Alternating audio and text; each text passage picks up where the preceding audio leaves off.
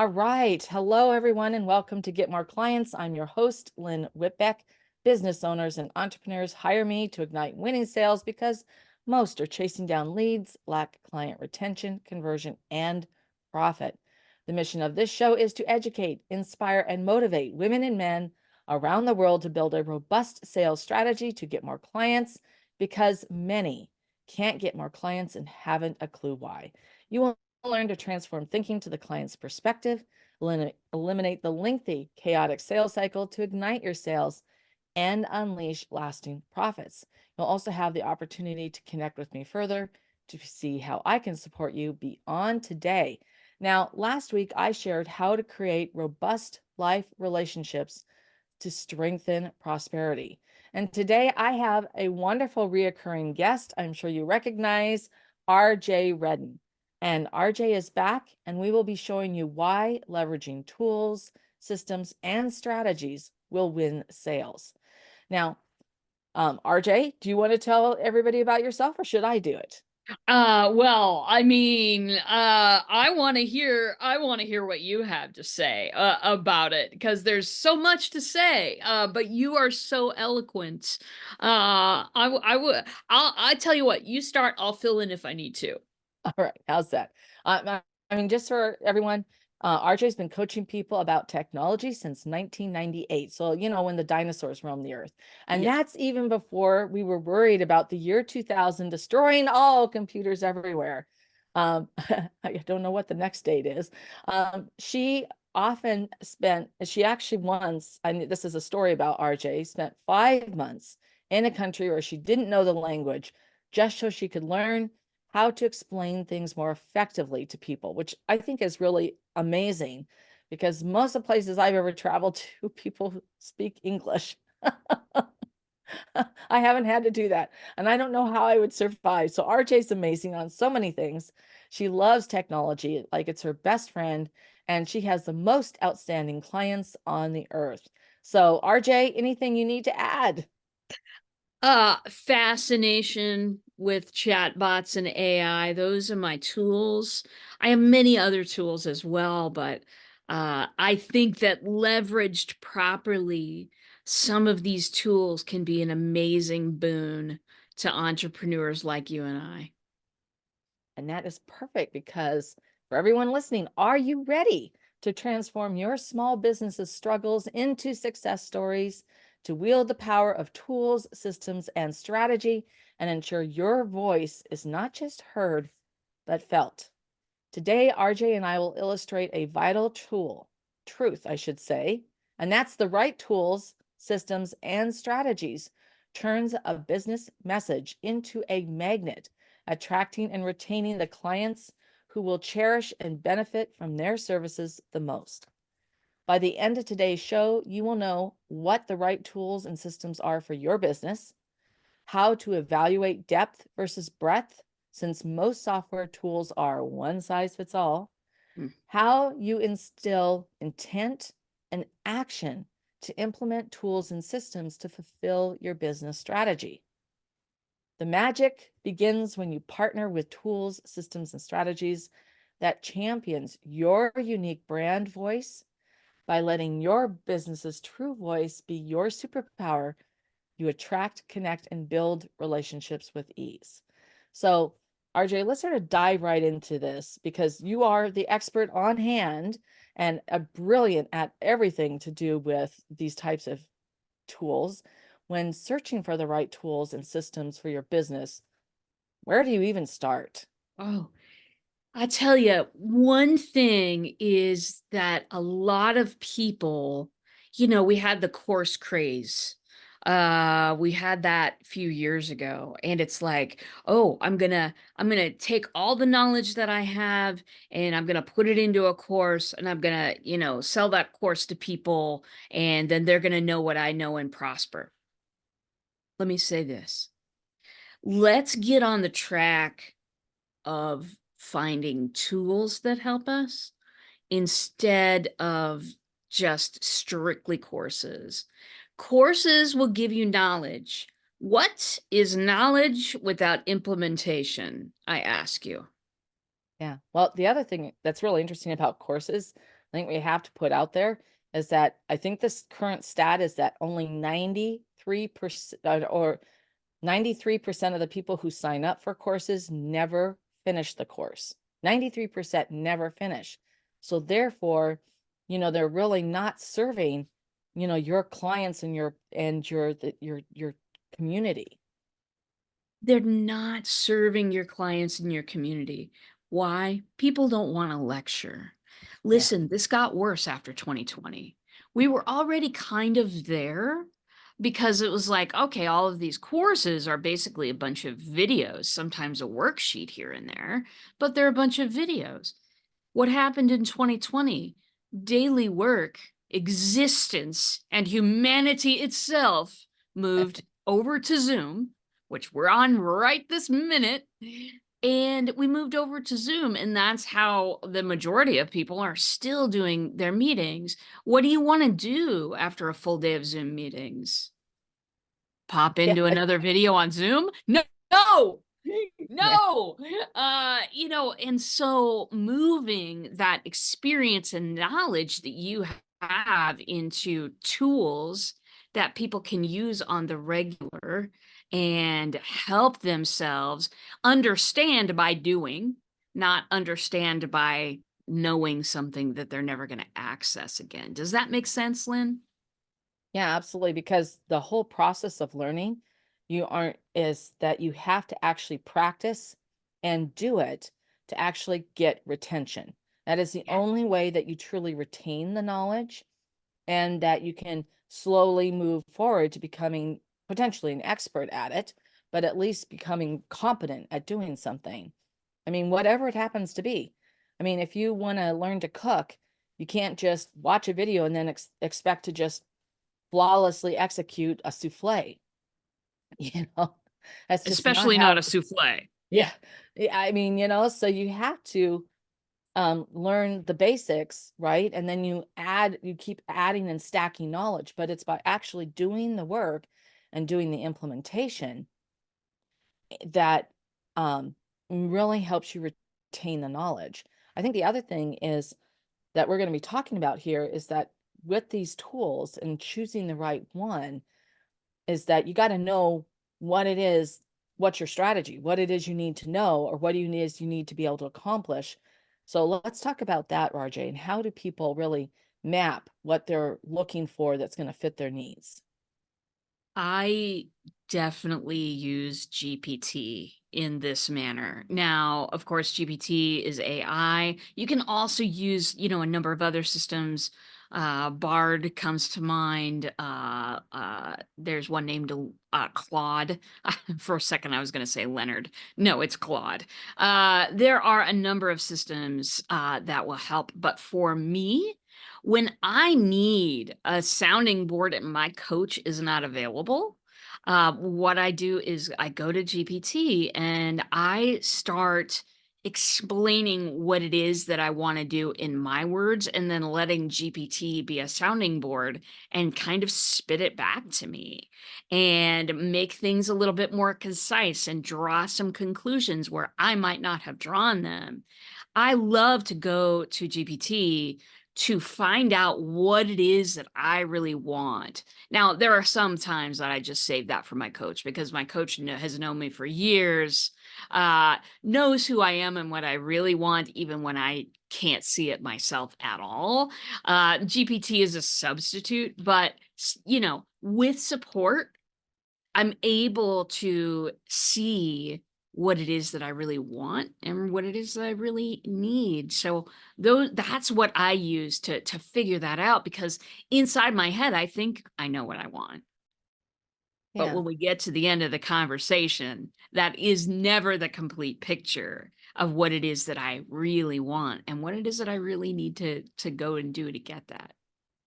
So the key here about using Chat GPT is putting a lot more content in your query. I got it out.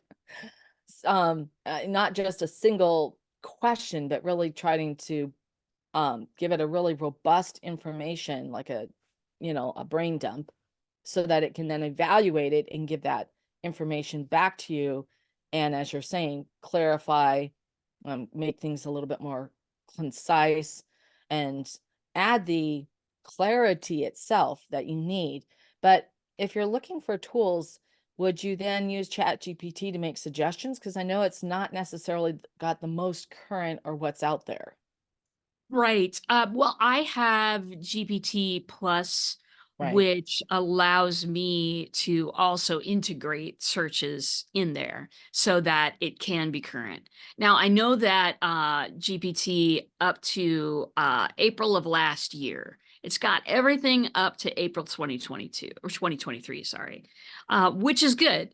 But using direct sources, especially if you are involved in some kind of an entrepreneurial venture that really is depending on right now information, then GPT Plus, it integrates Bing. It's $20 a month.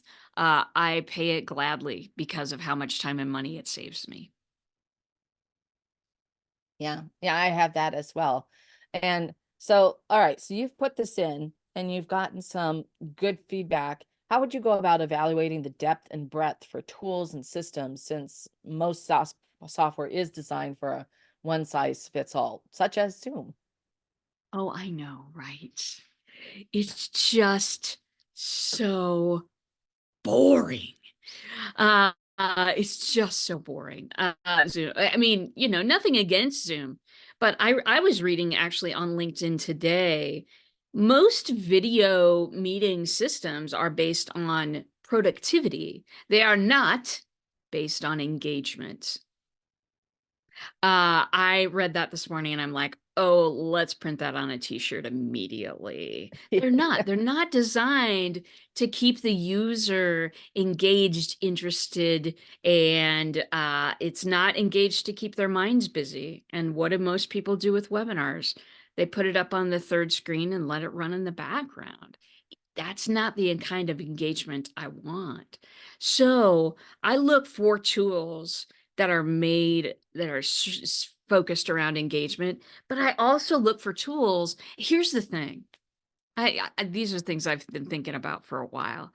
Most software is designed for the masses. It's Right. designed for people to be able to do some things, but software developers and people who create software also complain that there's no loyalty in software.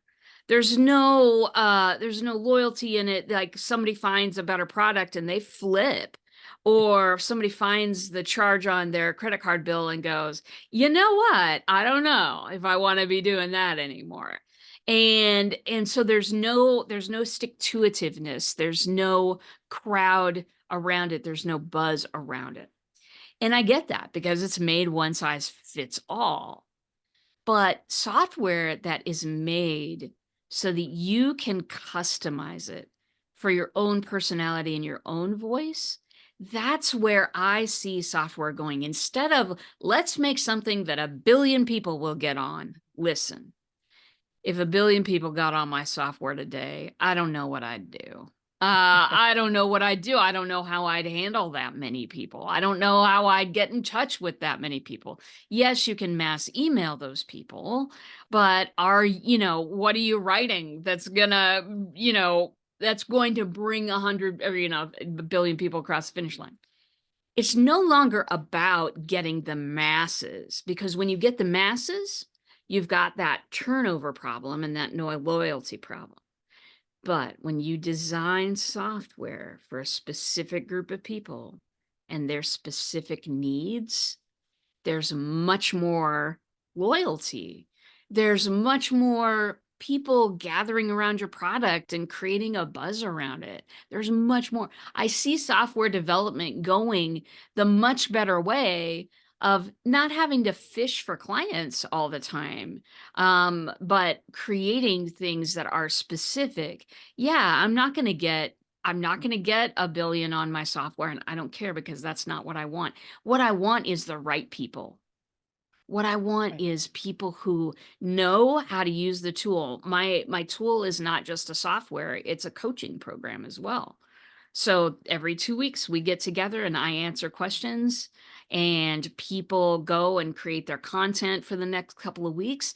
That's where I see software going, because it's much more lucrative to have people maybe paying a higher price, but never leaving because you're catering to them so much.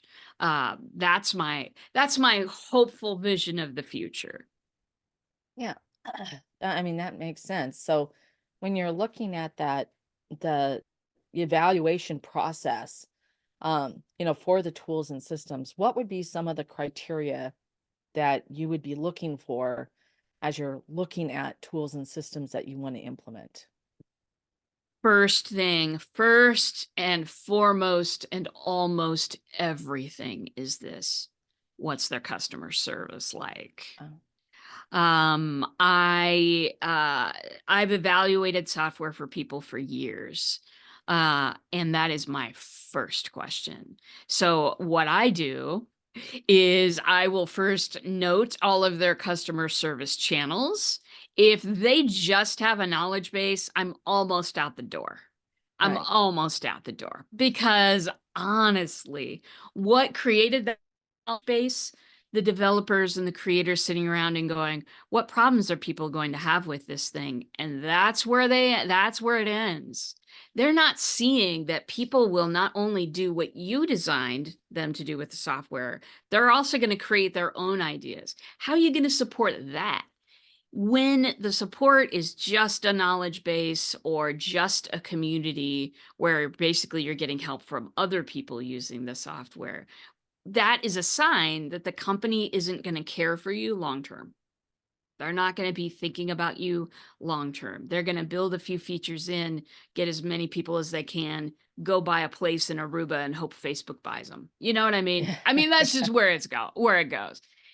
I want to find software developers and creators that are willing to work with you, that are really wanting to get a tribe going and some buzz going around their stuff, that is not one size fits all, that fits, they know their demographic, they want to serve them, and they want to help transform those people's lives through tools.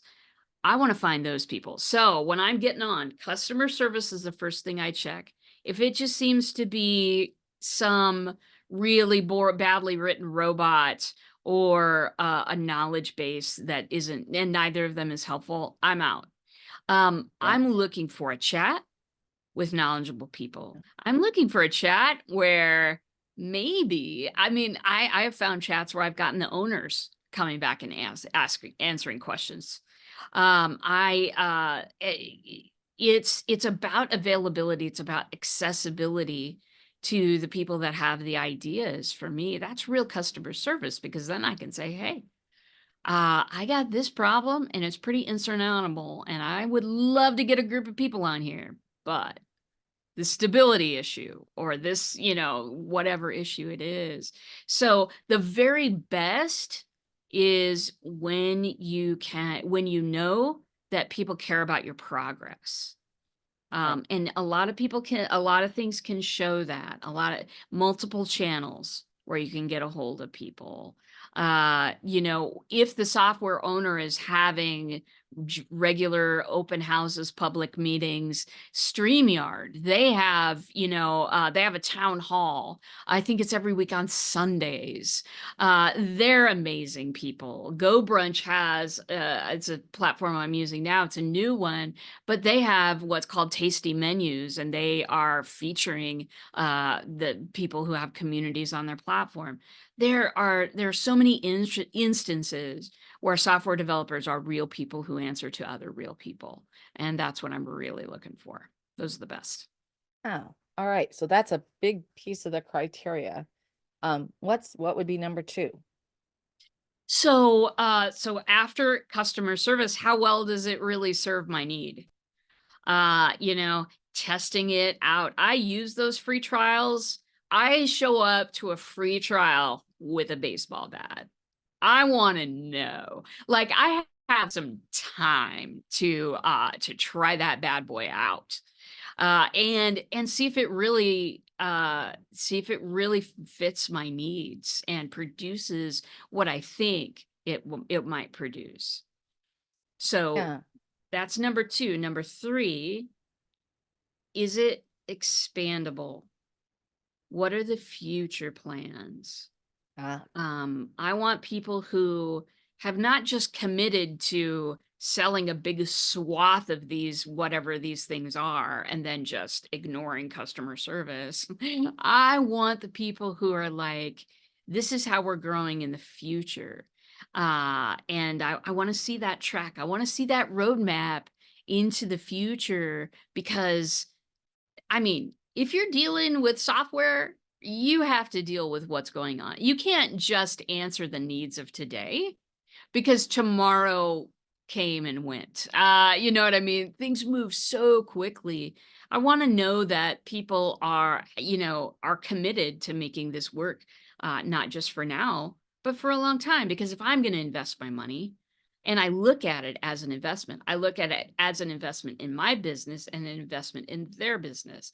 If I'm going to invest my money, I want to know that people are working for the public good and working towards a better future. I mean, it's why I love GPT so much because it came out today or in the last couple of days how much they're doing to fight disinformation, particularly about elections.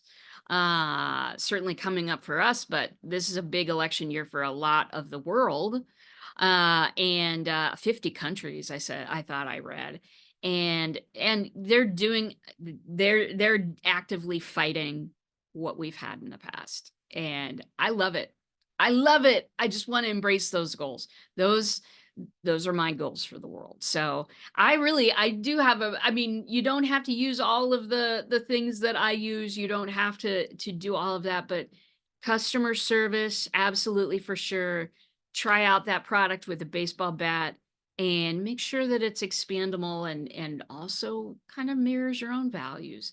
Those are the handy bullet points that I would give anyone searching for tools.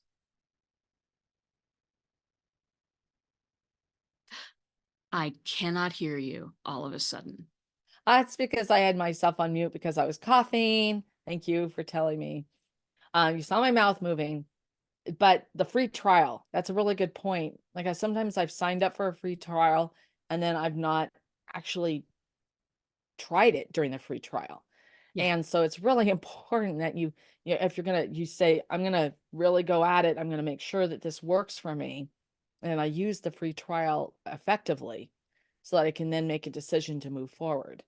yeah. And so now that we've sort of gone through the criteria, you've picked the tools, how do you instill intent, which I was just mentioning, and action to implement the tools and systems to fulfill your business strategy?